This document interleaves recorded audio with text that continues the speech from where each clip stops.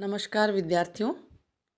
BA भाग प्रथम का प्रथम प्रश्न पत्र राजनीति विज्ञान के मूल आधार में आज हम जिस टॉपिक पर चर्चा करेंगे वो है शक्ति की धारणा।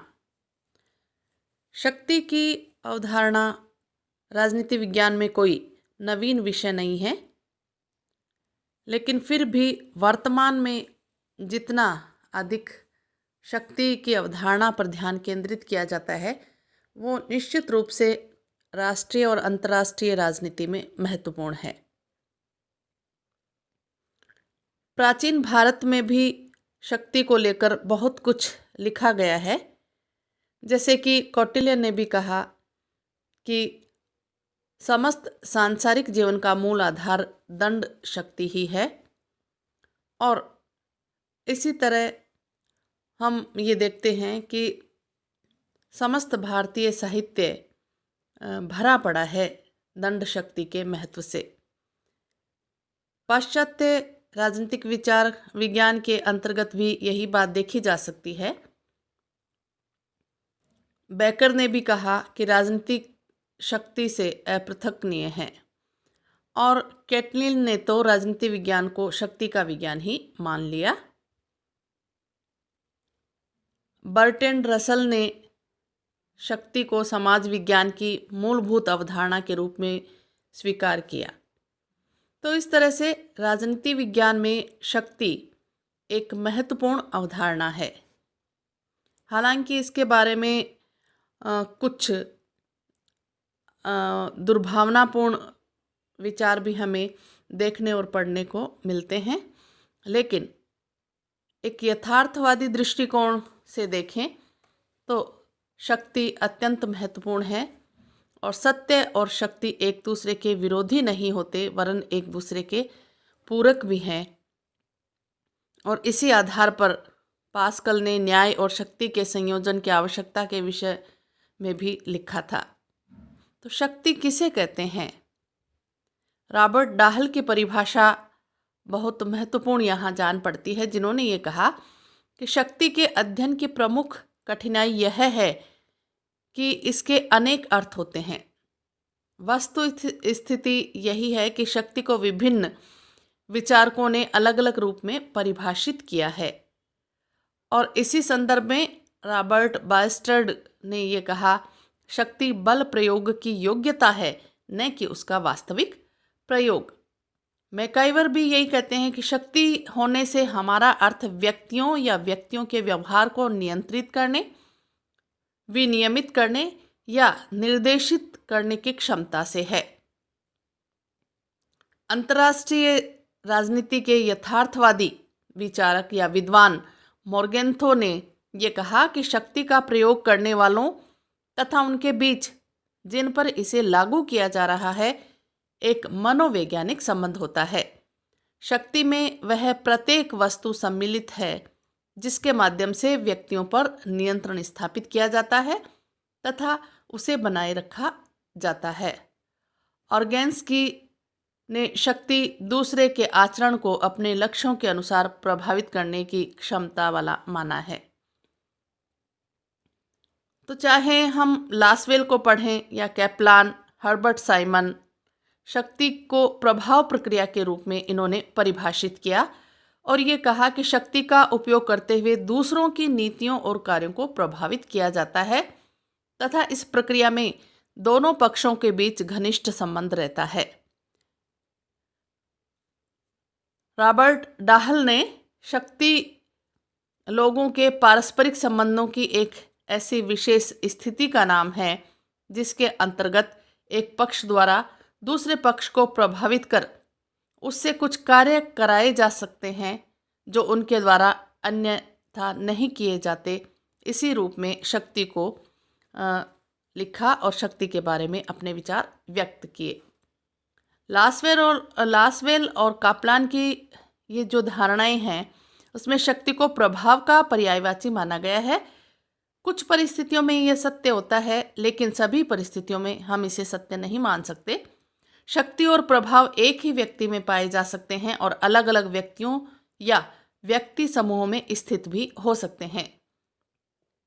हिटलर और चंगेज खां केवल शक्ति के प्रतीक थे, किंतु नेपोलियन और लिंकन आदि में शक्ति और प्रभाव दोनों के दर्शन किए जाते हैं। राजनीतिक शक्ति के बारे में 3 बातें कही जा सकती है। राजनीतिक शक्ति धारण करने वालों में उच्च और अधीनस्थ के संबंध प्रकट होना स्वाभाविक है। राजनीतिक शक्ति का प्रयोग अंततोगत्वा सामान्य जनता पर होता है और उसे सत्ता का प्रयोग करने वालों की बात माननी होती है। फिर है राजनीतिक शक्ति मनोवैज्ञानिक संबंध प्रकट करती है, न कि भौतिक संबंध।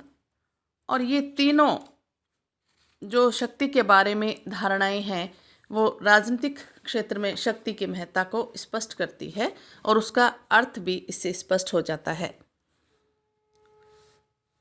शक्ति की बात यदि हम करें तो शक्ति का बल, प्रभाव और सत्ता से भेद किया जाता है। इन तीनों से अंतर हम इस तरह से देख सकते हैं, जैसे शक्ति और बल, इन दोनों में यदि हम अंतर करें तो सामान्यतः शक्ति और बल को वैसे एक ही समझ लिया जाता है, किंतु वास्तव में दोनों में बहुत अंतर है। शक्ति बल का पर्याय नहीं है, क्योंकि शक्ति प्रच्छन्न बल है और बल प्रकट शक्ति। शक्ति की पृष्ठभूमि में बल रह सकता है, किंतु वह बिल्कुल अलग है। शक्ति अप्रकट तत्व है, बल प्रकट तत्व है। बल का अर्थ है शक्तियों की प्रयुक्ति या प्रतिबंधों की व्यवस्था, जिसमें साधारण जुर्माने से लेकर प्राण दंड तक भी शामिल है। अर्थात बल का मतलब होता है शक्ति का प्रयोग करना, यानी वो किसी भी तरह से दंड का प्रयोग किया जाता है इसमें। लेकिन शक्ति एक मनोभाव है अथवा पूर्ण क्षमता है जो कि बल को संभव बनाती है। बास्टर्ड की परिभाषा यहाँ बहुत महत्वपूर्ण है, जिन्होंने ये कहा, शक्ति बल प्रयोग की योग्यता है, न कि उसका वास्तविक प्रयोग। वास्तव में बल शक्ति का एक रूप है, किंतु बल ही शक्ति नहीं है। बास्टर्ड ने शक्ति के 3 रूप बताए, बल, प्रभाव तथा प्रभुत्व। बल शक्ति के दामन में उसी प्रकार रहता है जैसे बादल में बिजली रहती है। जब बल अमर्यादित और लक्ष्यहीन हो जाता है तब उसे दमन कहा जाता है। स्वीकृत, सीमित तथा नियंत्रित बल को शास्त्रीय कहा जाता है। इस प्रकार शक्ति बल की तुलना में निश्चित रूप से एक व्यापक तत्व है। इसी तरह शक्ति एवं प्रभाव में हम अंतर देख सकते हैं। इनमें कुछ समानताएं भी है। शक्ति और प्रभाव कुछ आधारों पर एक दूसरे के समान हैं। ब्रचाश और बारात ने अपनी पुस्तक पॉलिटिकल पावर में इन दोनों में अनेक असमानताएं बताई। इन लेखकों के अनुसार शक्ति एवं प्रभाव दोनों ही बौद्धिक एवं संबंधात्मक है तथा एक दूसरे को सबलता प्रदान करते हैं। दोनों औचित्यपूर्ण हो जाने के पश्चात ही प्रभावशाली होते हैं। प्रभाव शक्ति उत्पन्न करता है तथा शक्ति प्रभाव को। दोनों को एक दूसरे की आवश्यकता पड़ती है। शक्ति और प्रभाव अलग अलग व्यक्ति में हो सकते हैं और शक्ति तथा प्रभाव दोनों के दर्शन एक ही व्यक्ति में भी किए जा सकते हैं। शक्ति एवं प्रभाव दोनों प्रभावित व्यक्ति के व्यवहार को प्रभावित करते हैं, किंतु वह शक्ति के कारण परिवर्तित हुआ है कोई व्यक्ति या प्रभाव के कारण यह मालूम करना कठिन होता है। किंतु वह हम ये भी देख सकते हैं कि इसका निर्णय वास्तव में व्यक्ति स्वयं ही कर सकता है कि वह किससे प्रभावित हुआ है।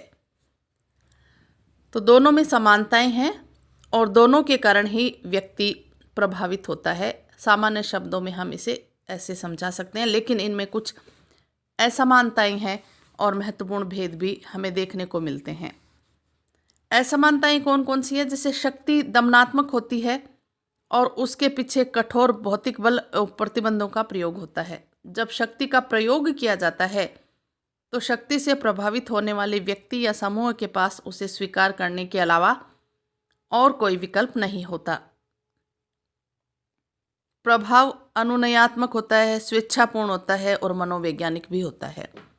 शक्ति प्राय शक्ति धारक के पास एक स्वतंत्र तत्व के रूप में रहती है और इसका प्रयोग शक्ति धारक दूसरों की इच्छा के विरुद्ध एवं प्रतिरोध के रहते हुए कर सकता है। प्रभाव संबंधात्मक होता है और उसकी सफलता का आधार प्रभावित व्यक्ति की सहमति या स्वीकृति होती है, अर्थात प्रभाव प्रभावित व्यक्ति की स्वेच्छा पर निर्भर होता है। शक्ति को अप्रजातांत्रिक माना जाता है। वह प्रतिशक्ति को आमंत्रित करती है तथा भय पर आधारित होती है। इसके विरुद्ध प्रभाव पूर्णतः प्रजातांत्रिक है। उसका अनुपालन स्वेच्छा से किया जाता है। प्रभाव का प्रभाव विचार की समानताओं और मूल्यों की समरूपता के कारण होता है। शक्ति और शक्ति के प्रयोग पर अनेक सीमाएं लगी होती है। शक्ति कितनी भी अधिक क्यों न हो, उसे किसी न किसी तरह के प्रभाव के सहारे की आवश्यकता पड़ती है, अन्यथा शक्ति के दुर्बल होते हुए ही या प्रतिबंधों के अभाव में उसका अनुपालन नहीं किया जाएगा। प्रभाव की शक्ति असीम होती है और प्रभाव प्राप्त कर लेने पर उसका खुलकर लाभ उठाया जा सकता है, क्योंकि प्रभावक और प्रभावित के बीच एक सद्भावनापूर्ण संबंध स्थापित हो जाता है। सच्चे रूप में प्रभाव समाप्त हो जाने पर शक्ति अनावश्यक हो जाती है। शक्ति को सभ्यता एवं संस्कृति के बाहरी तत्व के रूप में समझा जाना चाहिए। उसका प्रयोग निश्चित, सीमित और विशिष्ट रूप में ही किया जा सकता है। उसके प्रयोगकर्ता का स्वरूप प्राय सुनिश्चित होता है, जबकि प्रभाव प्राय व्यक्तिगत, अमूर्त और अस्पष्ट होता है। तो दोनों में यदि असमानता या अंतर की बात करें तो शक्ति स्पष्ट है, वो बल प्रयोग की क्षमता है, योग्यता है, लेकिन प्रभाव व्यक्तिगत होता है और अमूर्त है, उसे हम स्पष्ट रूप से नहीं देख सकते, वो अस्पष्ट होता है और एक व्यक्ति स्वयं ही निर्धारित कर सकता है कि वो किसके प्रभाव से प्रभावित हुआ है। शक्ति के कुछ प्रमुख स्रोत भी हैं, जिनमें ज्ञान, प्राप्तियां, संगठन और आकार ये महत्वपूर्ण माने जाते हैं। ज्ञान शक्ति का प्रथम स्रोत माना गया है और अपने साधारण अर्थ में व्यक्ति को अपने लक्ष्यों को पुनः प्रतिबंधित करने और मिलाने की योग्यता प्रदान करता है। ज्ञान द्वारा व्यक्ति की अन्य विशेषताओं को इस प्रकार संचालित किया जाता है कि वे शक्ति का साधन बन सके।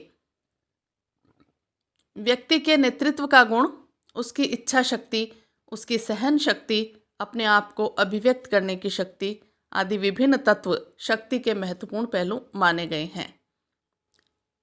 प्राप्तियां भी महत्वपूर्ण स्रोत के रूप में देखी जाती हैं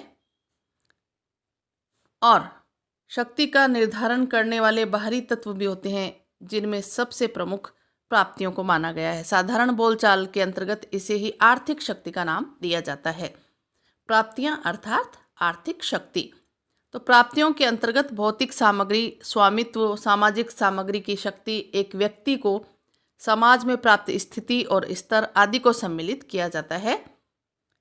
संपत्ति शक्ति का एक स्रोत अवश्य है, लेकिन न तो यह एकमात्र स्रोत है और न ही निश्चित रूप से प्रभाव डालने वाला स्रोत। बिना संपत्ति के भी एक व्यक्ति अन्य व्यक्तियों के कार्यों को प्रभावित कर सकता है और संपत्ति के होने पर आवश्यक नहीं है कि वह दूसरों के कार्यों को प्रभावित कर सके। फिर है जैसे संगठन। संगठन भी अपने आप में शक्ति का महत्वपूर्ण स्रोत है। कहा भी जाता है कि संगठन ही शक्ति है। विभिन्न प्रतिद्वंदितापूर्ण इकाइयां आपस में मिलकर संघ बना लेती है तो उनकी शक्ति कई गुना बढ़ जाती है। इसी तरह से हम देखते हैं कि आधुनिक युग में भी मजदूर संघ है, व्यापारिक संघ है या शिक्षक संघ है, बहुत सारे संघ बने हुए हैं, क्योंकि सभी मिलकर यदि संगठित रूप से अपनी मांग रखते हैं तो उसका पूरा होना भी लाजमी है।